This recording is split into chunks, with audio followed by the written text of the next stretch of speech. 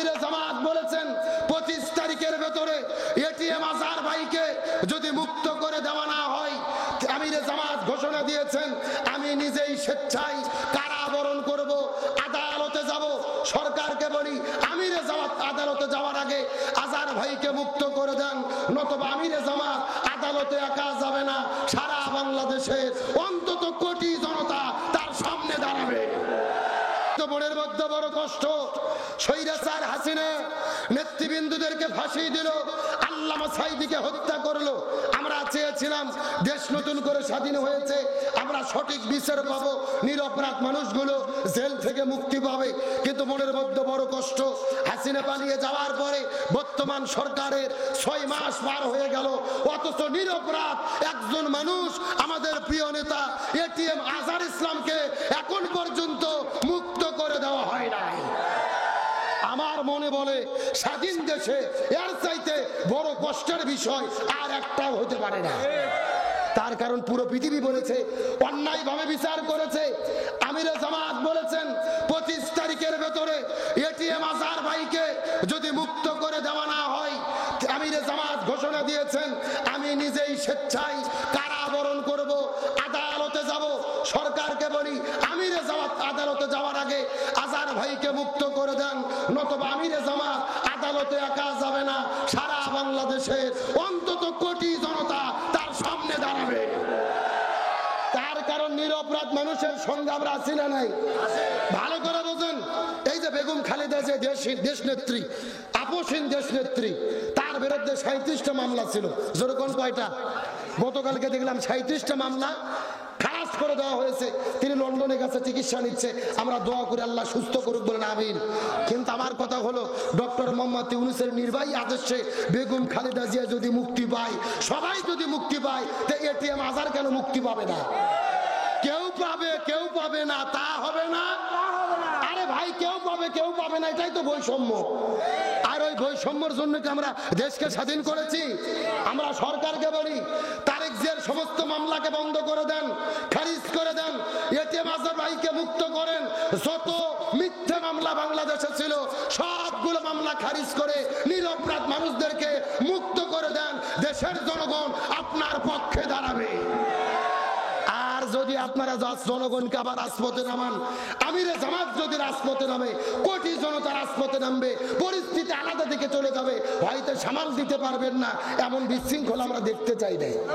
কথা কন না কা? আমরা চাই নিরপরাধ মানুষ মুক্ত হোক, জমিনে ফিরে আসুক, দলমত রাজনীতি বুঝি না, সবাই মিলে এই দেশে আমরা থাকতে চাই কি চাই না?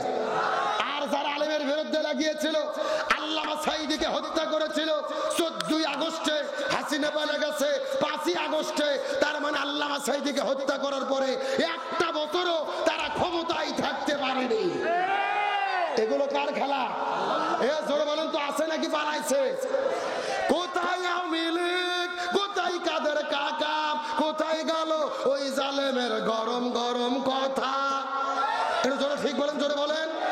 এ যারা ঠিক বলবেন মনে করবেন এই গ্রুপের লোক, জোরে বলেন ঠিক। কোথায় আওয়ামী লীগ, কোথায় কাদের কাকা, কোথায় গেল ওই জালেমের গরম গরম কথা? খেলা হবে, খেলা হবে, খেলা হবে, খেলা হবে, খেলা হবে, বইলা কাকা গেল পালাইয়া। খেলা হবে ডাইলগ কে বলেছিল? এ জনগণ কি কাদের? আসার জন্য বলিনি, ওবায়দুল কাদের মানুষের অন্তরে যত জ্বালা দিয়েছে এত জ্বালা কেউ দেয়নি। কথা কন না কে? ওরা বলেছিল কি শেখের বেটি পালায় না, পালাইছে না? আছে, পালাইছে। আমার দিকে তাকান, ইরশাদ সরকারকে আপনারা চিনতেন? ইরশাদ চাচা, তিনি ছিলেন স্বৈর শাসক, ক্ষমতা ছেড়েছে, জেলের মধ্যে বন্দী হয়েছে, তাও ইরশাদ চাচা ধ্যাত ছাড়া হয়নি। ইরশাদ চাচা প্রমাণ করেছে তিনি বাপের বেটা। কথা কন না কে? 3 প্রধানমন্ত্রী বেগম খালেদা জিয়া, আপসহীন দেশ নেত্রী, তিনি ক্ষমতা ছেড়েছে, জেলের মধ্যে বন্দী হয়েছে, তারপরে দেশ ছেড়ে যায়নি। খালেদা জিয়া প্রমাণ করেছে তিনি বাপের বেটি। কথা কন না কে? আপনার সত্যকে স্বীকার করতে হবে। তার দলের সঙ্গে আমার দল মিল না থাকতে পারে, আপনি পছন্দ করতে না পারেন, তবে খালেদা জিয়া গণতন্ত্রের জন্য যেই অবদান রেখেছে এটাকে স্বীকার করতেই হবে। আমি তো মনে করি খালেদা জিয়াকে গণতন্ত্রের মা উপাধি দেওয়া দরকার। কারণ কি, আপনারা শুনলে অবাক হবেন, এই খালেদা জিয়াকে গোপনে হাসিনা 3টে শর্ত দিয়েছিল। জোরে বলেন কয়টা? বলছিল 3টে শর্ত যদি মেনে নাও তোমাকে বিদেশে যেতে দেব চিকিৎসার জন্য। 1 নম্বর শর্ত, তুমি যে দুর্নীতি করেছো এই দাঁড়কে স্বীকার করে হাসিনার কাছে ক্ষমা চাও, তাহলে তুমি যেতে পারবে। 2 নম্বর শর্ত দিয়েছিল, খালেদা জিয়ার পাসপোর্টে লেখা আছে জন্ম তারিখ হলো 15ই আগস্ট, হাসিনা বলেছিল এটা পরিবর্তন করে 14ই আগস্ট করতে হবে। তার কারণ 15ই আগস্টে মুজিবরের জন্মদিন, মুজিবরের মৃত্যুবার্ষিকী, শোক দিবস, ওই দিনে কোন সন্তানের জন্ম হওয়া যাবে না। এরা কত বড় জালেম চিন্তা করছেন, কেন জন্ম হয় কার হুকুমে, আর এরা মুজিবর মরছে দেখে ওই দিনে কারো জন্ম হতে দেবে না, আটকে রাখবে। কত বড় জালেম চিন্তা করে দেখেন। এটা হলো 2 নম্বর শর্ত। আর 3 নম্বর শর্ত দিয়েছিল, আপনি জীবনে রাজনীতি করবেন না, মুচলেখা দিয়ে লিখিত দিয়ে লন্ডনে চলে যান, চিকিৎসা করেন। খালেদা জিয়া বলেছিল আমি প্রয়োজনে জেলে থেকে জীবন দেব, তাও হাসিনের কাছে মাথা নত করব না। ইরশাদের সঙ্গে 10 বছর আন্দোলন করেছে, মাথা নত করেনি, হাসিনের কাছেও মাথা নত করেনি। আসলে সত্যি তিনি প্রমাণ করেছেন তিনি আপসহীন দেশ নেত্রী। কথা কন না কে? তাকে গণতন্ত্রের মা উপাধি দেওয়া দরকার। এই জন্য বলি খালেদা জিয়াও দেশ ছাড়েনি। জামাতের নেতারা কি দেশ ছেড়েছে? জামাতের নেতৃবৃন্দু ফাঁসির দড়িতে ঝুলেছে, তারপরে দেশ ছেড়ে যায়নি। তারা প্রমাণ করেছে তারা ইসলামী আন্দোলনের একনিষ্ঠ কর্মী। তাহলে কেউ দেশ ছেড়ে গেল না। আপনারা দেশ ছেড়ে গেলেন কেন? ও বলেছিল শেখের বেটি পালায় না। আল্লামা সাইদি বলেছিল হাসিনা যা বলে তা করে না, যা করে তা বলে না। আগের দিনে বলছে শেখের বেটি পালায় না, পরের দিনে উনি পালিয়ে গেল। আছে না পালাইছে? বলেছিল খেলা হবে, খেলা কি হয়েছে? আমার দিকে তাকান, এই যে এইদিকে লক্ষ্য করেন, আমাদের বগুড়াতে 80 বছরের একটা বৃদ্ধ চাচা, কয় বছর, 2 বছর আগে ভোটের দিনে চিন্তা করছে 8টার থেকে যেহেতু ভোট, ও ফজর নামাজ পড়ার পরে চিন্তা করছে আমি আর অজু নষ্ট করবো না, অজু আটকে থুয়ে ফজরের অজু দিয়ে ভোট দিতে গেছে। চাচা ভোট দিতে যাওয়ার পরে দেখে চাচা যাওয়ার আগে আর এক আল্লাহর ওলি এসে তাহাজ্জুদের নামাজ পড়ে দিয়ে গেছে। কথা কি বোঝা গেছে? চাচা গেছে ফজরের অজুতে ভোট দিতে, ওরা কাম সারতে কিসের অজুতে? তাহাজ্জুদের অজুতে। চাচা মন খারাপ করে চলে যাচ্ছে, ছেলেবেলা ডাক দিতে, চাচা শোনেন বাড়ির যে চাচিকে নিষেধ করবেন, চাচিও যেন না আসে, তার কারণ চাচির ভোটও দেওয়া হয়ে গেছে। তখন চাচা বলতেছে কে বাবা, তোমার চাচি মরে গেছে 6 বছর আগে। সরে বলেন কয় বছর আগে? বলছে 6 বছর আগে তোমার চাচি মারা গেছে। আজকে কখন ভোট দিতে এসেছিল, আমাকে ডাক দিলে তবে একটু দেখা করতাম। আমার ভাইরা আসার জন্য বলিনি। এই গত 16 বছর তারা যে নির্বাচন করেছে, সঠিক নির্বাচন যদি হইতো, জামাত বিএনপির প্রার্থীরা যদি মাঠে থাকতে পারতো, এরা এমপি মন্ত্রী হওয়া তো দূরের কথা, একটা মেম্বার পর্যন্ত তারা হতে পারতো না। আর বিনা ভোটের এমপি মন্ত্রী হয়ে কাজ পায় না, কোরআনের মাহফিল বন্ধ করে। আলোচনা কি চলবে? চলবে। কারা কারা চলবে হাত তোলো তো দেখে। লিল্লাহে তাকবীর।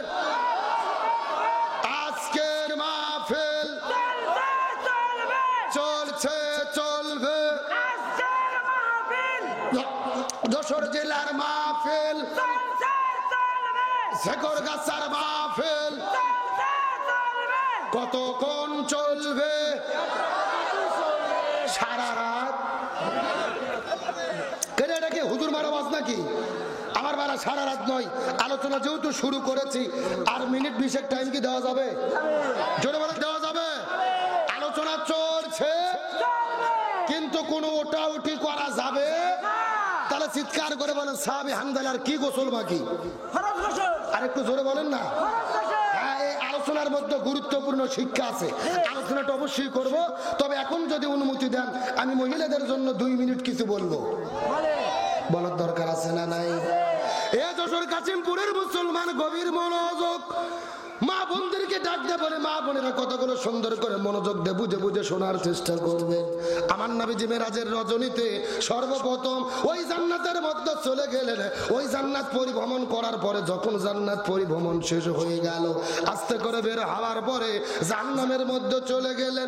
ওই জাহান্নামের মধ্যে যাওয়ার পরে লক্ষ্য করে দেখে ওই জাহান্নামের ভেতরে হাজার হাজার মহিলাদেরকে আগুন দিয়ে দাউ দাউ দাউ দাউ করে জ্বালানো হচ্ছে। এই মহিলাগুলো চিৎকার করে জোরে জোরে চেঁচামেচি করতেছে, আর এই মহিলাদের মাথার উপরে বসে কিছু কাকগুলো তাদের মাথার মগজগুলো ঠুকুরে ঠুকুরে ঠুকুরে খাচ্ছে। এই দৃশ্য দেখার পরে নবীজির মনটা বড় খারাপ হয়ে গেলেন। জিবরাইলকে জিজ্ঞেস করে, জিবরাইল এই মহিলাগুলো কারা? এদের মাথার মগজগুলো কেন ঠুকরে খাচ্ছে? এই মহিলাগুলো কারা? তুমি দয়া করে বলো তো দেখি। এমন সময় জিবরাইল বলে, ইয়া রাসূলুল্লাহ, এই মাত্র আল্লাহ তাআলা জানাইয়া দিয়েছে আপনার উম্মতের ভেতরে অধিকাংশ মহিলারা জাহান্নামে যাবে। অধিকাংশ মহিলাগুলো যাবে কোথায়? এই কথা শুনে বল নবীজির মনটা বড় খারাপ হয়ে গেলেন। জিবরাইলকে জিজ্ঞাসা করে বলে, ও ভাই জিবরাইল, অধিকাংশ মহিলা কেন জাহান্নামের মধ্যে যাবে বলো তো দেখি। জিবরাইল বলে, ইয়া রাসূলুল্লাহ, অধিকাংশ মহিলা জাহান্নামে যাবে এর পেছনে অনেকগুলো কারণ রয়েছে। তার ভেতরে প্রধানত কারণ হলো দুইটা। জোরে বলেন কয়টা? আরো জোরে। সাউন্ড নাই। আচ্ছা, আপনাদের কি কষ্ট হচ্ছে? এই যে আমি বসে আছি মাঝখান দিয়ে সোজা, ডান দিকে এক ভাগ, বাম দিকে আর এক ভাগ। আপনারা মুখ বন্ধ করে থাকেন, আপনারা বলেন তো দেখি, অধিকাংশ মহিলা জাহান্নামে যাবে তার পেছনে কারণ হলো কয়টা? আরো জোরে। আপনারা মুখ বন্ধ করে থাকেন, আপনারা বলেন তো দেখি, অধিকাংশ মহিলা জাহান্নামে যাবে তার পেছনে কারণ হলো কয়টা? ওরে বাবা, কে রে ভাগ করে দিয়ে না সাউন্ড বাড়তেছে স্যার? তার মানে বোঝা গেল আপনার হিসেবে করতেছে। মুসলমান গভীর মনোযোগ, কোনো দিকে তাকাতাকি নাই। যারা যারা আছেন কথা বলবেন, বাবা যারা আছেন কথা বলবেন, মঞ্চে যারা বসে আছেন তারাও কথা বলবেন। সবাই মিলে চিৎকার করে একসঙ্গে বলেন তো দেখি, অধিকাংশ মহিলা জাহান্নামে যাবে তার পেছনে কারণ হলো কয়টা? আরো জোরে। জোর হলো না। নবীজির মনটা বড় খারাপ হয়ে গেল। জিবরাইলকে জিজ্ঞেস করে বললেন, এ ভাই জিবরাইল, কোন দুইটা কারণে অধিকাংশ মহিলারা জাহান্নামের মধ্যে যাবে বলো তো দেখি। জিবরাইল ডাক দিয়ে বলে, ইয়া রাসূলুল্লাহ, এই দুইটা কারণের মধ্যে প্রথম নাম্বার কারণ হলো সেই মেয়েগুলো মাথার চুলগুলো বের করে, আজরা পাজরা বের করে, বেপরদা অবস্থায় রাস্তাঘাটে ঘোরাফেরা করে, এই সমস্ত মহিলাগুলো জাহান্নামের মধ্যে যাবে। তার মানে বোঝা গেল বেপরদা নারী যারা জাহান্নামে যাবে তারা এই শূন্যস্থান পূরণ বোঝেন না। জোরে, বেপরদা নারী যারা। কে রে ভাই, পর্দার মিছিল করতে আপনাদের ভয় লাগতেছে? এমন সাউন্ড দেবেন মহিলাদের প্যান্ডেল যেন পার হয়ে যায়। এ জোরে বলেন, বেপরদা নারী যারা, বেপরদা নারীর স্বামী যারা। আর কথা বিপদে। কে রে এটা? কে রে? আস্তে, আপনি একটু আস্তে বলেন। আমার ছাও না, আমার চেয়ে আপনারটা বেশি শোনা যাচ্ছে। এ জোরে বলেন, বেপরদা নারীর স্বামী যারা। শোনেন, আজকে একটা ব্যাখ্যা দিয়ে ভালো করে বোঝেন। আমরা যখন ওয়াজ করি না যে অধিকাংশ মহিলারা জাহান্নামের মধ্যে যাবে, কিছু কিছু পুরুষ মানুষ আছে বগল বাজায় যে যাক মেয়ে মানুষ যায় যাক, আমরা তো বেঁচে গেলাম। অত সোজা নয়। রাসূল হাদিসের মধ্যে বলেছে, একটা মেয়ে যদি জাহান্নামের মধ্যে যায়, ওই একা যাবে না, একটা মেয়ের কারণে কমপক্ষে 4 জন পুরুষকে জাহান্নামে যেতে হবে। জোরে বলেন, কত জোর? আরো জোরে। ও যশোর কাশিমপুরে মুসলমান গভীর মনোযোগ, হাদিসের ব্যাখ্যাটা বোঝার চেষ্টা করবেন। এই কাশিমপুরের ভেতরে একটা মহিলা যদি জাহান্নামের মধ্যে যায়, ওই মহিলা কিন্তু একা একা জাহান্নামের মধ্যে যাবে না, তার সাথে কমপক্ষে 4 জন পুরুষকে জাহান্নামে যেতে হবে। এই 4 জন কারা কারা আমাদের জানার দরকার আছে না নাই? গভীর মনোযোগ লক্ষ্য করুন।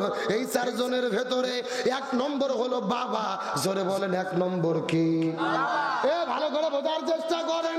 মেয়ে যদি পর্দার বিধান মেনে না চলে, মেয়ে যদি পর্দার ভেতরে না চলে, মেয়ে যদি বেপর্দা হয়ে জীবন চলে, আর বেপর্দার কারণে ওই মেয়েটি যদি জাহান্নামে চলে যায়, একা যাবে না, ওই মেয়েটির কারণে তার বাবাকে জাহান্নামে যেতে জোরে কোন যেতে।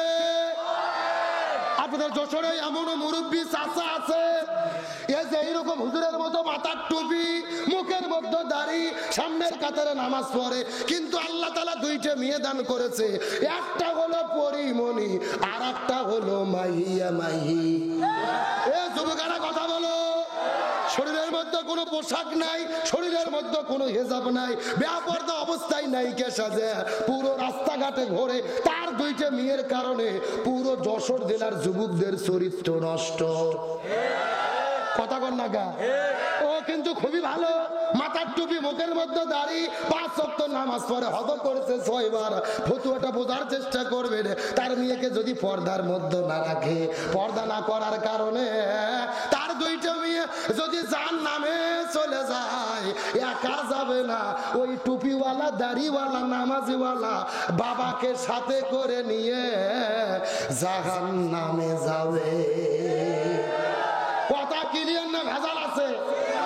আরে ভাই, বাবা একেবারে জিবরাইলে খালাতো ভাই, মাথার 6 তলা টুপি, মুখের মধ্যে দাড়ি, সামনের কাতারে নামাজ পড়ে, হজ করতে 6 বার, কিন্তু মেয়ে দুটো ছেড়ে দিয়ে রাখছে আল্লাহর ওয়াস্তে।